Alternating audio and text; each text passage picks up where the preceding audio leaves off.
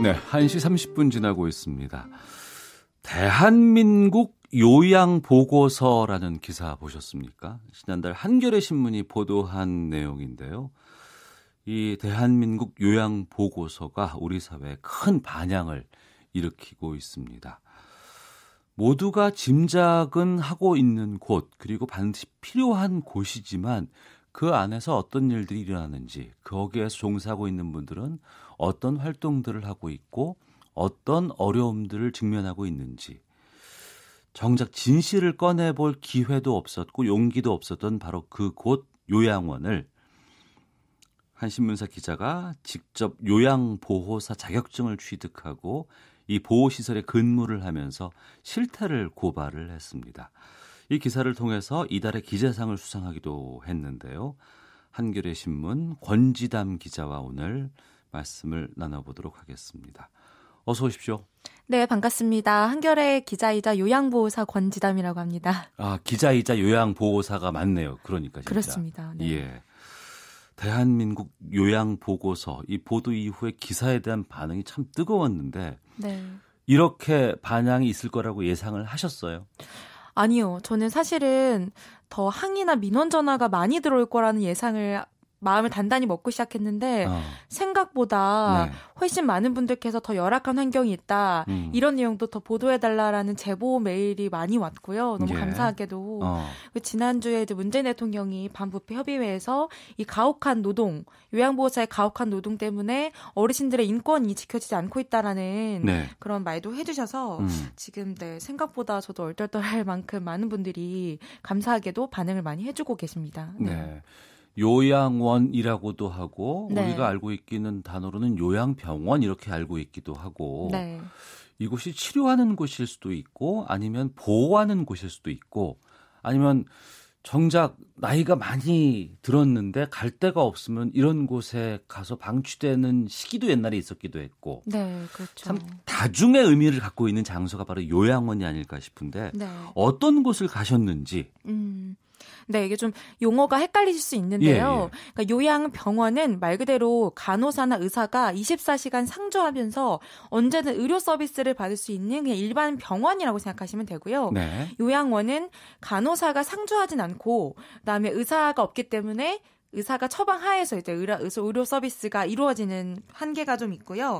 여기서 생활하는 공간이라고 보시면 되고 장기요양보험법에 따라서 1등급부터 5등급까지 받으신 분들 중에서 1등급, 2등급 좀 상태가 많이 안 좋으신 최중증 환자들이 들어가는 곳이다라고 네. 생각하시면 될 것 같습니다. 아, 그런 곳이 요양원이고. 원입니다. 네. 그런데 이곳에 그 의사는 안 계세요?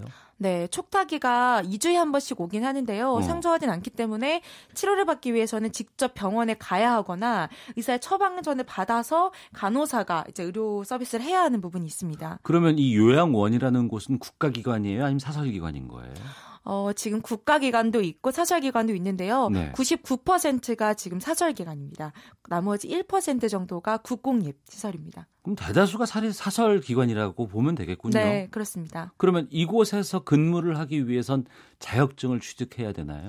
그렇습니다. 국가 자격증인데요. 예. 240시간의 실습과 이론을 거쳐서 요양보호사 시험을 봅니다. 네. 국가 시험인데요. 이걸 통과해야지만 요양보호사 자격증이 나오고요. 자격증이 있어야지만 요양보호사로 근무할 수 있습니다. 그러면 이 기획기사, 취재기사를 쓰기 위해서 작성하기 위해서 권지담 기자가 그 요양보호사 자격증을 취득한 거예요.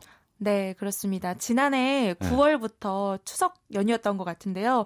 그때부터 학원에 다녀서 이것도 정부에서 지정된 교육기관에서만 또 수업을 들어야 하거든요. 그래서 240시간의 수업과 실습을 수료하고 네, 시험에 다행히도 통과를 해서 네, 합격을 해서 1월 말부터 2월까지. 그 부분이 궁금증인데 우리가 네. 기자가 어디 가서 한번 체험해보겠다 그러면 자격증 안 따고 그냥 가거든요. 그렇죠. 기관에다 얘기해서 제가 한번 체험해보겠습니다라고 하는데 네. 왜 자격증까지 따게 될 생각을 하셨어요? 저도 중간에 사실 좀 왜 이렇게까지 내가 했나. 예. 이게 2008년도에 장기요양보험 제도가 생겼어요. 그러니까 네. 사실 지금 딱 11년째가 됐는데 그동안 관련 기사가 없었던 건 아닙니다. 근데 보통 말씀하신 것처럼 한계가 있기 때문에 간접 체험이라던가 인터뷰를 통해서 보도하는 것에 그쳤었습니다. 근데 요양원이 아시겠지만 보호자들도 제한 시간 안에 면회를 할 수 있을 만큼 감금되고 폐쇄되어 있는 공간이라서 네. 이게 정말 요양보호사가 돼서 들어가지 않으면 이 생생한 민낯을 보고 전달하기 어렵다. 그래서 직접 이건 따서 들어가야지만 이 내용을 파헤칠 수 있다라고 저희가 생각을 해서 자격증을 따서 들어가게 됐습니다. 근데 왜 이 요양원에 대해 관심을 가지신 거예요? 사실은 제가 방문 요양을 하고 싶었어요. 왜냐하면 이 집에서 요양하는 서비스를 방문 요양이라고 하는데 70%가 지금 방문 요양이에요. 네. 그러니까 요양원보다 훨씬 더 많은 분들이 이 서비스를 받고 있는데 집이라는 공간적인 부분 때문에 더 노출이 안 되고 더 문제가 심각합니다.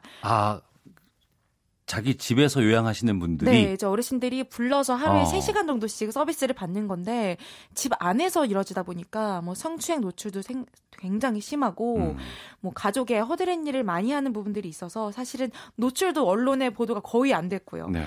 근데 이 부분은 제가 취업을 시도했지만 며느리들이 제가 어리다는 이유로 너무 부담스러워하고 취업이 너무 안 돼서 그럼 요양원을 일단 해보자라고 해서 요양원을 들어간 부분이 좀 있습니다. 예. 그러면 구체적으로 이 네. 기사의 내용을 좀 들어가 보겠습니다. 대한민국 요양보고서가 총 3부 8회에 걸쳐서 보도가 이루어졌습니다. 1부가 돌봄, 2부가 요양원 비리, 3부는 대안 이렇게 꾸며져 있는데 먼저 1부부터 돌봄에 대해서 좀 말씀을 좀 나눠볼까 해요. 네. 기자가 한 달 동안 지켜본 요양원은 사실상 수용소였다. 오직 죽어야만 퇴소할 수 있는 수용소. 한 달 동안의 경험을 좀 말씀해 주세요. 네. 일단 수용소라는 개념이 많은 사람을 집단적으로 가두는 곳이더라고요. 네. 근데 제가 느꼈을 때 퇴소라는 글자가 칠판에 적히려면 사망하는 경우밖에 없었거든요. 그러니까 얼마 전에 왜 뉴스에서 요양보호사들 청소할 때 투신 자살했다는 요양원에서 기사가 나왔었는데 그 정도로 이분들은 묶여 있거나 비밀번호를 입력해야지만 나갈 수 있기 때문에 네. 사실상 죽는 것 또한 마음대로 할 수 없는 곳이 저는 요양원이다라는 생각이 들고요. 누군가가 이분들을 데리고 외출하지 않으면 밖으로 나가기도 쉽지 않은 상황입니다. 네. 그리고 스케줄표가 칼같이 지켜지기 때문에 내가 배가 안 고파도 밥을 그 시간에 먹어야 하고 내가 목욕을 좀 빨리 하고 싶어도 그 시간까지 참아야 하고 기저귀도 일주일에 이제 하루에 4번씩 정해진 시간에만 갈 수 있는 이런 점들이 내가 원하는 것을 못하고 하고 싶은 걸 하지 못한다는 점에서 수용소라는 개념을 썼고요. 그리고 편의 어떤 어르신들의 편의보다는 효율에 방점을 두기 때문에 머리가 모두 남자든 여자든 짧게 커트고 옷도 똑같은 옷을 공용으로 입는다는 이런 점에서 네. 개인의 자율성이 배제돼 있는 그래서 제가 수용소라는 단어를 썼습니다. 가기 전보다 네. 현장에서 직접 보니까 더 심각해요? 네. 저는 사실 할아버지께서 요양병원에 계셔서 돌아가셔서 어느 정도 묶어 계셨고 이런 부분들은 봤는데 이 요양원이라는 곳은 쉽게 누가 들여다볼 수 없는 곳이기 때문에 목욕도 일주일에 한 번밖에 못하고 내가 대변을 넣어도 만약에 정해진 시간이 2-3시간 남으면 그때까지는 그 상태로 방치돼야 하는 뭐 이런 점들이 좀 안타깝게 느껴졌습니다. 예. 그러면 그 요양소에서 근무를 하는 노동자들이 계시지 않습니까? 네, 그렇습니다. 그게 이제 요양보호사인데 네. 이분들의 근무 환경이나 네. 행태는 어때요? 일단 제가 일했던 부천의 요양원은 주간, 야간 2교대가 돌아갔고요. 저는 아직 시작한 지 얼마 안 됐기 때문에 주간 근무밖에 못했었는데 9시부터 6시까지 근무를 했어요. 쉬는 시간이 점심시간 포함해서 1시간 정도였는데 그 8시간 동안에 목욕, 빨래, 설거지, 청소, 기저귀 갈기, 음식 준비, 음식 도움 이런 모든 일들을 요양보호사들이 쉴 새 없이 정말 앉을 새도 없이 이런 일들을 하고 있고요. 그 쉬는 시간마저도 계속 어르신들이 낙상하거나 배회할 수 있는 부분이 사고가 날 수 있기 때문에 그렇죠. CCTV에는 눈을 항상 둬야 하고 소리가 나면 언제든지 뛰어가야 해서 마음 편히 쉴 수 없는, 그리고 이제 어르신들을 휠체어에 태우고 목욕을 시키고 이런 과정에서 굉장히 많은 힘과 체력이 소모되기 때문에 10명 중 4명이 근골격계 질환을 겪을 정도로 이 정말 노동 강도가 육체적으로 굉장히 셉니다. 예. 청취자 박금화님께서 저희 시어머님이 요양원에 계시는데 저도 답답한 부분이 많지만 어쩔 수 없이 참아요. 사정상 제가 모시지 못하니까요. 우리가 할 수 없는 일을 대신해 주시는 요양보호사분들 정말 감사합니다. 이런 의견도 보내주셨는데 그 부분인 것 같습니다. 그러니까 환자분이라든가 그곳에 시설에 계시는 분들조차도 인권이라든가 자유라든가 이런 측면에서 제약을 받고 있는 것이 안타깝지만 또 한편으로는 그 요양원에서 근무하고 있는 요양보호사조차도 마음대로 쉬지도 못하고 제대로 된 휴식도 누릴 수 없으면서도 그 일을 해야 되는 거 아니에요. 네. 그리고 대부분이 50대 이상, 60대 중장년 여성이 일을 한다라는 점도 있고요. 이렇게 요양보호사들의 처우는 노인들의 돌봄 서비스 질과 직접 연결이 되거든요. 내가 몸이 편안하고 좀 일할 맛이 나야 서비스의 질도 높아질 수밖에 없는데. 그러네요. 그런 점에서 요양보호사의 처우가 좀 시급히 좀 개선돼야 되지 않을까 저는 그렇게 생각합니다. 그러니까 요양보호사께서 최적의 상황에서 아니면은 나름대로 의미 있는 자신의 그 노동을 할 수 있다 그러면은 그곳에 계시는 분들이 또 편해지실 텐데. 그렇죠. 그러면 그 근무 환경이라든가 아니면 뭐 월급 같은 건 괜찮아요? 월급이요. 전 최저시급을 받았거든요. 8,350원씩 8시간. 네. 그래서 한 126만 원 정도를 받았고 제가 2월에 설날 연휴에 3일 내내 일해서 그 3일 주휴수당을 10만 원 정도 이렇게 받았거든요.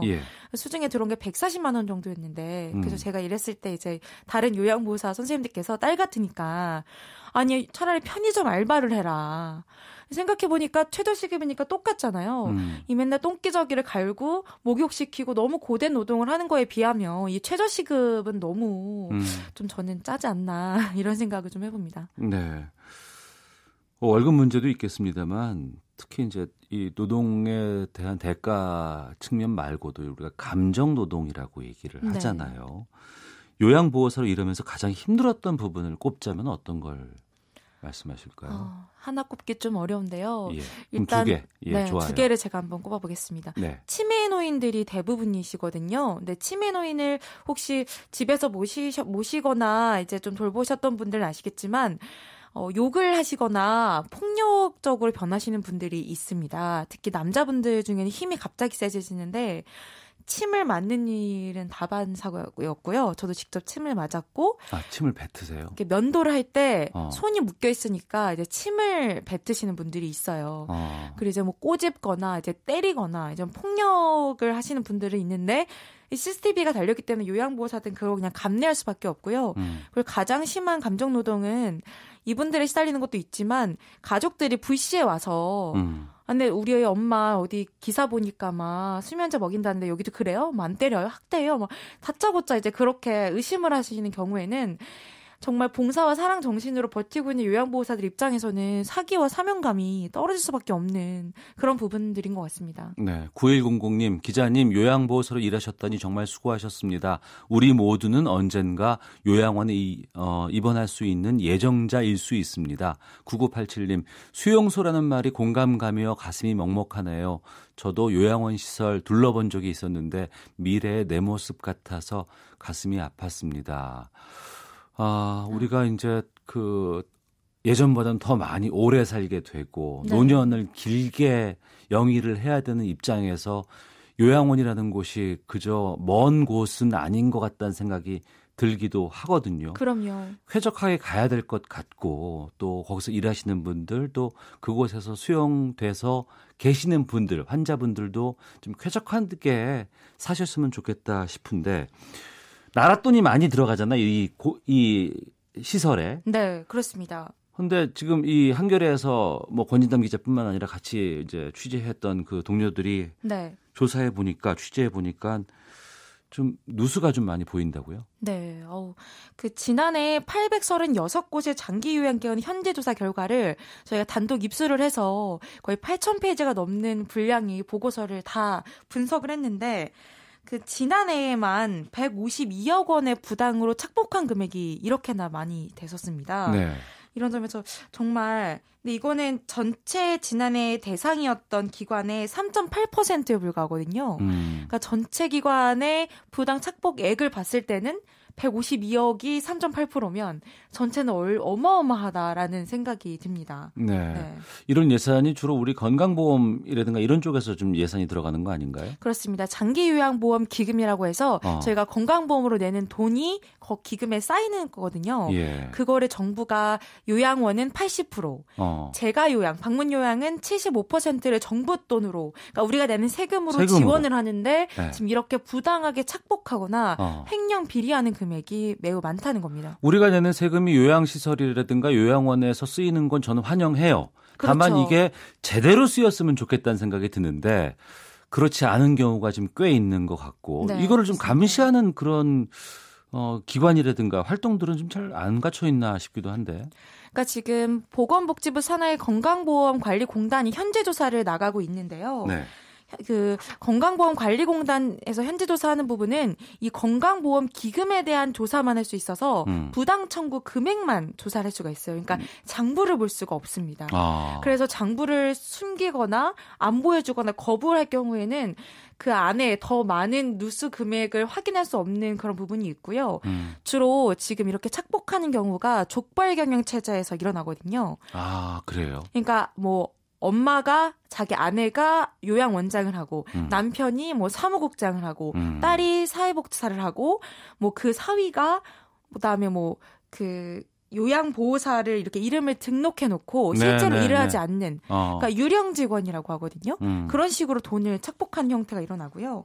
그다음에 이제 횡령이나 비리 같은 회계 장부를 보는 건 지자체가 감독하게끔 되어 있는데 네. 이 지자체 인력이 너무 적은 데다가 제가 실제로 현장에서 느꼈던 게 보통 요양원은 지역 유지분들이 하시는 경우가 많아요. 운영을요? 네. 왜냐하면 건물을 크게 지어야 하거나 좀 지역에서 아무래도 좀 여유가 있으신 분들이 하는 경우가 있기 때문에 지자체에서 조사 나갈 때 유착이 좀 있다는 얘기가 있더라고요. 그러니까 미리 하루나 이틀 전에 전화해서 우리 조사 나갈 거니까. 아이고. 그러니까 미리 요양원 입장에서는 청소도 다 해놓고 장부도 싹 깨끗하게 치워놓거나 CCTV도 없앨 수가 있다는 거죠.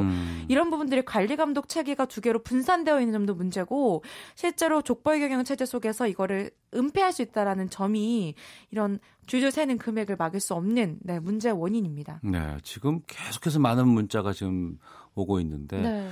뭐 요양원에서 폭행이나 학대 일어나고 일부러 묶어두는 경우도 있다는데 정말 그런가요? 라는 질문도 주신 분이 계시고 9921 쓰시는 분께서 젊은 기자분이 큰일 하셨네요. 덕분에 우리 사회 어두운 부분 알게 됐습니다. 개선책 마련됐으면 좋겠습니다.